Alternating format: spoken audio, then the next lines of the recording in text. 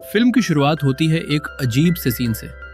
एक थका हुआ अधमरा सा आदमी समुद्र के किनारे लहरों में पड़ा हुआ मिलता है। कुछ पहरेदार उसे उठाकर एक बड़े से महल जैसे घर में ले जाते हैं, जहां एक बूढ़ा आदमी टेबल पर बैठा उसका इंतजार कर रहा है। ये बूढ़ा आदमी है साइतो, और जिस आदमी को उठाकर लाया गया है वो है डॉम कॉब, हमारी कहानी का हीरो। साइतो कॉब को देखकर हैरान होता है। कहता है कि उसे याद है कि उसने ये चेहरा एक सपने में देखा था, बरसों पहले, जब वो बूढ़ा नहीं था। यहां हमें कुछ भी समझ नहीं आता। ये किस बात की बात हो रही है, ये मुलाकात कब हुई थी, कुछ भी क्लियर नहीं है। और फिल्म हमें यहीं छोड़कर अचानक हमें ले जाती है पीछे, उसी घटना की तरफ जिसका जिक्र अभी अभी हुआ, बरसों पहले वाली मुलाकात की तरफ। यही इस फिल्म का अंदाज है। यह हमें कहानी बीच से दिखाना शुरू करती है और धीरे धीरे हमें असली शुरुआत की तरफ ले जाती है। अब हम पहुंचते हैं उस पल में जिसका जिक्र साइतो ने किया था।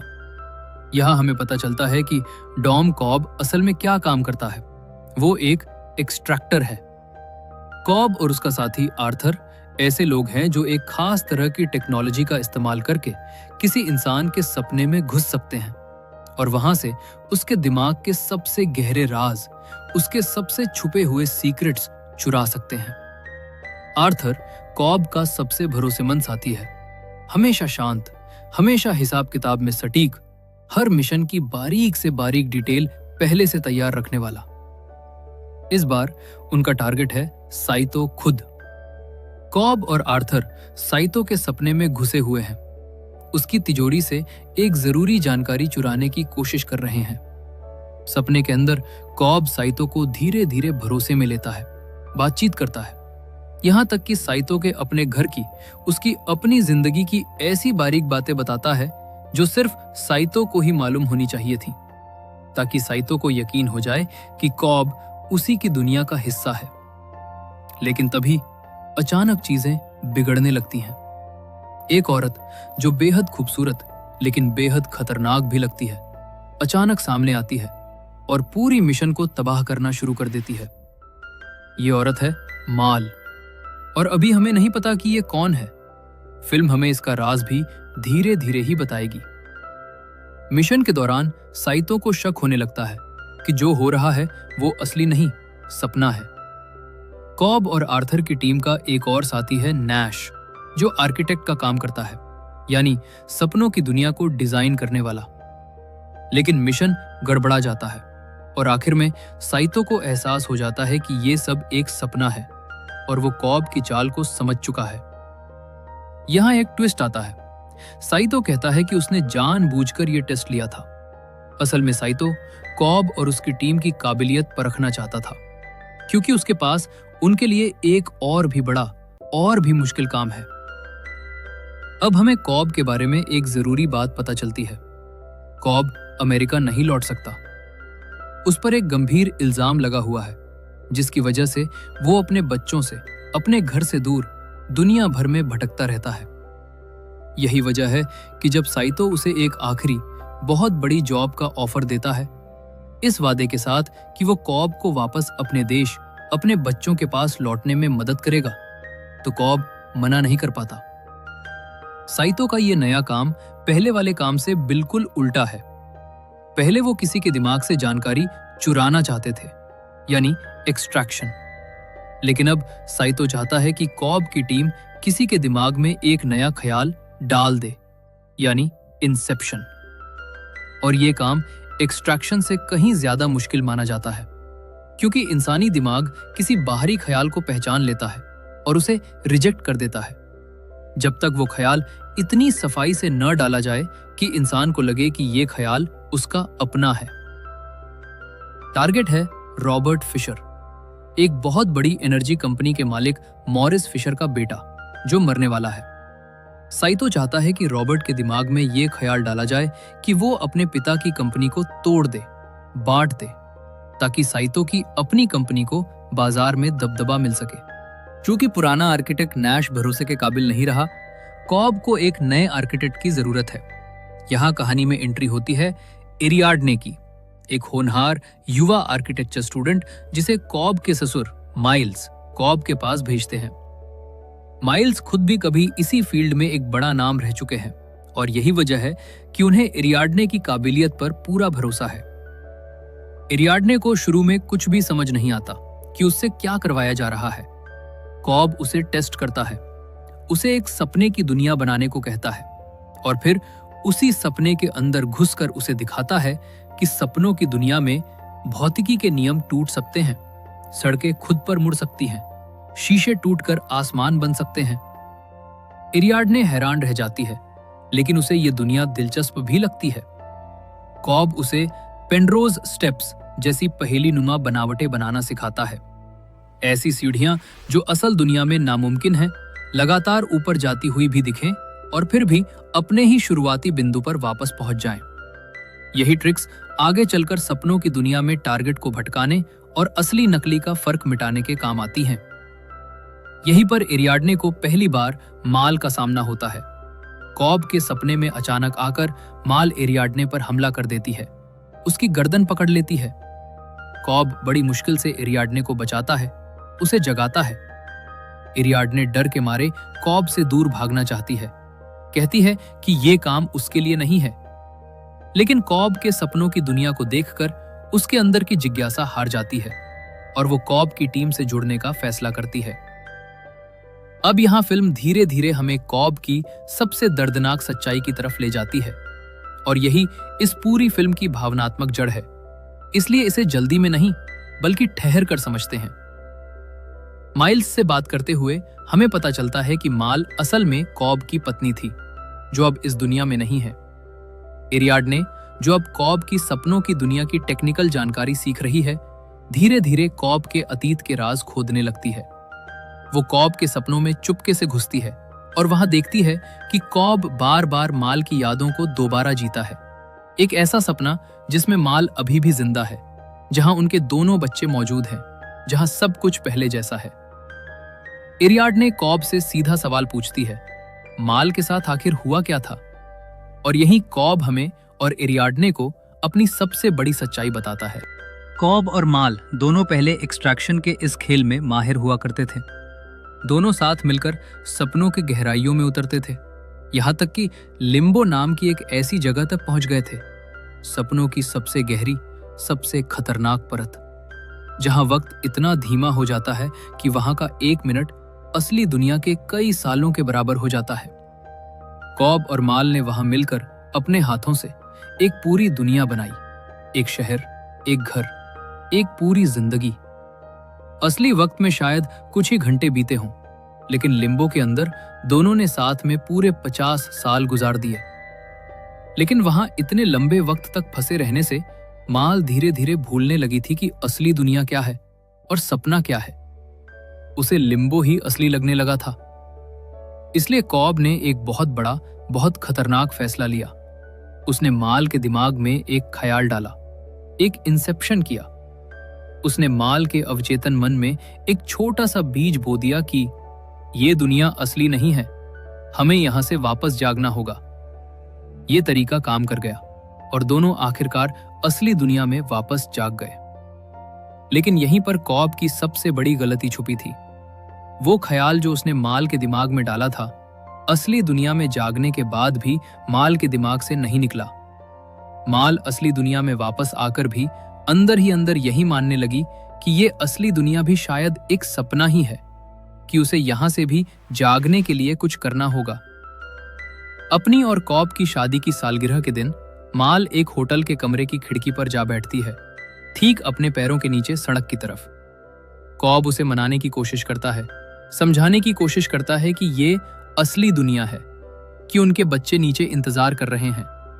लेकिन माल के दिमाग में वो ख्याल इतनी गहराई तक बैठ चुका होता है कि वो कॉब की एक भी बात नहीं सुनती और वो नीचे कूद जाती है। माल की मौत हो जाती है, लेकिन उसने मरने से पहले एक चालाकी की थी।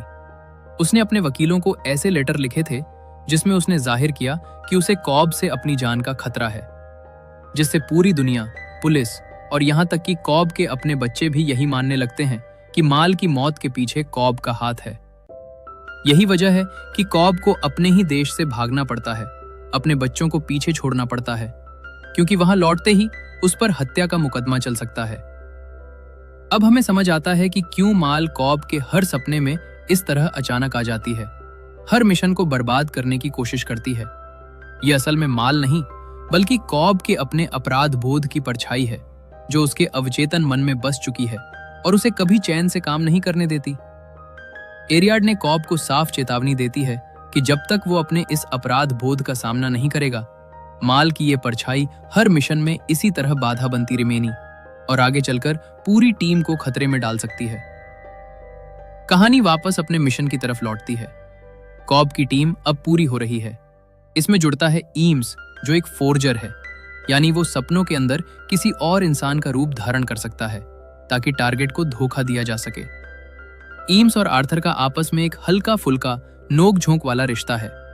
दोनों एक दूसरे के तरीकों पर हंसी मजाक में ताने कसते रहते हैं, फिर भी काम के वक्त एक दूसरे पर पूरा भरोसा करते हैं। इसके साथ ही टीम में शामिल होता है यूसुफ, एक केमिस्ट, जो वो खास नशीली दवा तैयार करता है जिसकी मदद से लोग एक साथ गहरे और स्थिर सपने में जा सकते हैं। टीम मिलकर पूरा प्लान तैयार करती है। रॉबर्ट फिशर, जो अपने पिता की मौत के बाद अमेरिका वापस लौट रहा होगा, उसी फ्लाइट में कॉब की पूरी टीम भी सवार होगी। फ्लाइट के दौरान नशीली दवा की मदद से सब एक साथ गहरी नींद में जाएंगे और फिशर के सपने के अंदर, यानी एक साथ 3 सपने में पहुंचकर उसके दिमाग में वो ख्याल डालेंगे कि उसे अपने पिता की कंपनी को तोड़ देना चाहिए। इसी दौरान हमें एक और जरूरी बात पता चलती है। हर किरदार अपने साथ एक टोटम रखता है, यानी एक ऐसी निजी चीज जिसका वजन और बनावट सिर्फ उसी को मालूम होती है। इसका इस्तेमाल ये पहचानने के लिए किया जाता है कि इंसान असली दुनिया में है या सपने में, क्योंकि सपने के अंदर कोई और उस टोटम की सही बनावट को कॉपी नहीं कर सकता। आर्थर के पास एक भारी पासा है जिस पर निशान बदलते रहते हैं, जबकि कॉब के पास वही मशहूर घूमने वाला लट्टू है जो कभी माल का हुआ करता था। फ्लाइट पर सब सो जाते हैं और मिशन शुरू होता है। पहली परत के सपने में यूसुफ ड्राइविंग कर रहा होता है, बाकी सब एक वैन में सवार हैं। ये सपना यूसुफ का बनाया हुआ है, इसलिए यहाँ लगातार बारिश हो रही है, क्योंकि यूसुफ के अपने अवचेतन मन में शायद बाथरूम जाने की जरूरत महसूस हो रही है और वो असर सपने में बारिश के रूप में दिख रहा है। टीम रॉबर्ट फिशर को किडनैप करती है और ईम्स फिशर के गॉडफादर पीटर ब्राउनिंग का रूप धारण करके उसे इस पूरे किडनैपिंग ड्रामे में फंसा देता है, ताकि फिशर को यकीन हो जाए कि उसे किसी वजह से टारगेट किया जा रहा है और वो खुद अपनी मर्जी से टीम के साथ आगे सहयोग करे। लेकिन यहीं पर एक बड़ी समस्या सामने आती है। फिशर के अवचेतन मन को खास तौर पर ट्रेन किया गया है कि वो सपनों में घुसपैठ करने वालों को पहचान सके और उन पर हमला कर सके।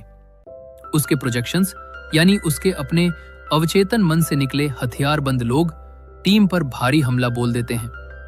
किसी तरह टीम बचकर निकलती है, लेकिन इसी दौरान माल भी अचानक आकर सीन में दखल देती है और यूसुफ की वैन को गोली मार देती है ताकि वो पानी में गिर जाए। यही वो झटका है जो सबको अगली परत में गिराने वाला है। अब टीम पहुंचती है दूसरी परत में, जो आर्थर ने डिजाइन की है, एक होटल। यहां आर्थर को पता होता है कि पहली परत में यूसुफ की वैन हवा में उड़ रही है, गिर रही है, और उसका ये गिरना दूसरी परत में सबको एक जबरदस्त जीरो ग्रेविटी यानी बेवजनी का अनुभव करवाता है। इस बेवजनी की हालत में आर्थर बड़ी चालाकी और मेहनत से होटल के गलियारों में लड़ते हुए टीम को बचाता है और अगली परत में जाने का इंतजाम करता है। इसी परत में फिशर के दिमाग में इंसेप्शन का असली बीज बोया जाता है। उसे विश्वास दिलाया जाता है कि उसके पिता के आखिरी शब्द उसके लिए निराशा नहीं, बल्कि प्यार और उम्मीद का संदेश थे, और यही ख्याल आगे चलकर फिशर को अपने पिता की कंपनी को खुद अपनी मर्जी से तोड़ने की तरफ ले जाएगा। अब टीम पहुंचती है तीसरी परत में, जो ईम्स ने डिजाइन की है, एक बर्फ से ढका हुआ किला जहां फिशर के अवचेतन मन का एक और कहीं ज्यादा गहरा हिस्सा छुपा है। यहां साइतो और ईम्स मिलकर एक फौजी हमले जैसा ऑपरेशन चलाते हैं, किले पर धावा बोलते हैं। इसी दौरान साइतो को गोली लग जाती है और यहां एक और बड़ा खतरा सामने आता है। चूंकि टीम इतनी गहराई में जा चुकी है, अगर कोई गहरे सपने में मरता है तो वो तुरंत असली दुनिया में नहीं जागता, बल्कि लिम्बो में गिर जाता है। वही खतरनाक जगह जहां कॉब और माल कभी फंसे थे। साइतो की उम्र और उसकी हालत को देखते हुए कॉब को डर है कि अगर साइतो लिम्बो में गिरा तो वो शायद अपना असली दुनिया का रास्ता ही भूल जाएगा। अब आती है फिल्म की सबसे गहरी, सबसे भावुक परत। कॉब और एरियाडने फिशर और साइतो को वापस लाने के लिए खुद लिम्बो में उतरने का फैसला करते हैं, उसी जगह जहां कॉब और माल ने कभी अपनी दुनिया बसाई थी। यहां रुककर ध्यान से समझते हैं, क्योंकि यही फिल्म का सबसे बड़ा भावनात्मक क्लाइमैक्स है। लिम्बो के अंदर कॉब और एरियाडने को वो पुराना शहर मिलता है जो कॉब और माल ने साथ मिलकर बनाया था। टूटी फूटी इमारतें, अधूरी सड़कें, वक्त के साथ बिखरता हुआ एक अधूरा सपना। यही उन्हें फिशर भी मिलता है जो लिम्बो में भटक रहा होता है, और साथ ही मिलती है माल जो कॉब को यहीं इसी दुनिया में हमेशा के लिए साथ रहने के लिए मनाने की कोशिश करती है। माल कॉब से कहती है कि वो असली दुनिया को भूल जाए, कि यही उनका असली घर है, कि उनके बच्चे भी यही हैं। ये पल कॉब के लिए सबसे मुश्किल पल है। वो अपनी मरी हुई पत्नी की परछाई को, जो हूबहू माल जैसी दिखती है, मना करना चाहता है, लेकिन उसका दिल टूट रहा होता है। आखिरकार कॉब खुद को संभालता है। वो माल की इस परछाई से कहता है कि वो अब भी उससे बहुत प्यार करता है, लेकिन ये माल नहीं है, ये सिर्फ उसकी अपनी याद है, उसके अपने अपराध बोध की एक छाया, जो असली माल की सबसे खूबसूरत यादों से बनी है, लेकिन उसकी पूरी शख्सियत नहीं। वो आखिरकार अपनी उस गहरी गिल्ट को छोड़ देता है, माल को अलविदा कहता है और साइतो को ढूंढ निकालता है, जो लिम्बो में इतने लंबे समय से भटक रहा था कि अब बूढ़ा हो चुका है, ठीक वैसे ही जैसे फिल्म की शुरुआत में हमने उसे देखा था। यहीं पर हमें समझ आता है कि फिल्म की शुरुआत में जो सीन दिखाया गया था, बूढ़ा साइतो, अधमरा कॉब, समुद्र किनारे, वो असल में यही पल था, बस भविष्य से देखा हुआ। अब कॉब साइतो को याद दिलाता है कि उनका आपस में एक वादा था कि अगर हालात बिगड़े तो साइतो कॉब की मदद करेगा, उसे वापस उसके बच्चों के पास पहुंचाएगा। साइतो को अपनी याददाश्त वापस आती है और दोनों साथ मिलकर एक दूसरे को गोली मारकर लिम्बो से जागने का फैसला करते हैं। एक एक करके हर परत में मौजूद टीम के सदस्य नीचे से ऊपर की तरफ एक जैसे तालमेल वाले किक के जरिए जागते जाते हैं। बर्फीले किले से, होटल से, बारिश वाली वैन से और आखिर में असली फ्लाइट में। फिशर भी जाग जाता है, अपने पिता की आखिरी निशानी को याद करते हुए, और तय करता है कि वो अपने पिता की कंपनी को तोड़ेगा, ठीक वैसा ही जैसा टीम चाहती थी। फ्लाइट लैंड होती है और कॉब इमिग्रेशन से गुजरता है। यहां एक तनाव भरा पल आता है। क्या कॉब को पुराने इल्जाम के चलते रोका जाएगा? लेकिन नहीं, कॉब बिना किसी रुकावट के बाहर निकल जाता है, आजाद। वो सीधा अपने घर पहुंचता है, जहां माइल्स उसके दोनों बच्चे लेकर पहले से मौजूद हैं। कॉब अपने बच्चों को गले लगाता है, वही बच्चे जिन्हें वो बरसों से सिर्फ अपने सपनों में देखता आया था। यहां एक बहुत खास बात है, कॉब के पास एक टोटम है, एक छोटा सा घूमने वाला लट्टू, जिसे देखकर वो पहचान सकता है कि वो असली दुनिया में है या सपने में। अगर लट्टू हमेशा घूमता रीजन तो वो सपना है, और अगर गिर जाए तो असली दुनिया। कॉब अपने बच्चों को देखने में इतना खोया रहता है कि वो लट्टू को घूमता हुआ छोड़कर अपने बच्चों की तरफ बढ़ जाता है। फिल्म हमें आखिरी बार वो लट्टू दिखाती है जो अब भी हल्का सा डगमगाने लगा है, जैसे वो गिरने ही वाला हो। लेकिन ठीक उसी वक्त स्क्रीन ब्लैक हो जाती है, बिना ये दिखाए कि लट्टू आखिर में गिरा या नहीं। कॉब अपने बच्चों को देखने में इतना खोया रहता है कि वो लट्टू को घूमता हुआ छोड़कर अपने बच्चों की तरफ बढ़ जाता है। फिल्म हमें आए ही इस फिल्म का सबसे बड़ा सवाल है, जिसका जवाब खुद क्रिस्टोफर नोलन ने भी कभी साफ तौर पर नहीं दिया। यही वजह है कि इंसेप्शन रिलीज होने के इतने साल बाद भी आज तक लोग इस बहस में उलझे रहते हैं। इंटरनेट पर इसके अंत को लेकर घंटों की बहसें होती हैं, और यही इस फिल्म को इतना यादगार बनाता है। ये हमें एक साफ जवाब नहीं, बल्कि सोचने के लिए एक सवाल देकर जाती है। तो दोस्तों, ये थी इंसेप्शन की पूरी कहानी, सपनों के अंदर सपनों की, और एक इंसान के अपने ही अपराध बोध से आजाद होने की कहानी। उम्मीद करता हूं आपको ये एक्सप्लेनेशन पसंद आया होगा। अगर वीडियो अच्छा लगा हो तो लाइक जरूर कीजिएगा, चैनल को सब्सक्राइब कीजिएगा और कमेंट बॉक्स में जरूर बताइएगा आपके हिसाब से आखिर में वो लट्टू गिरा या नहीं? मिलते हैं अगली वीडियो में। तब तक के लिए धन्यवाद।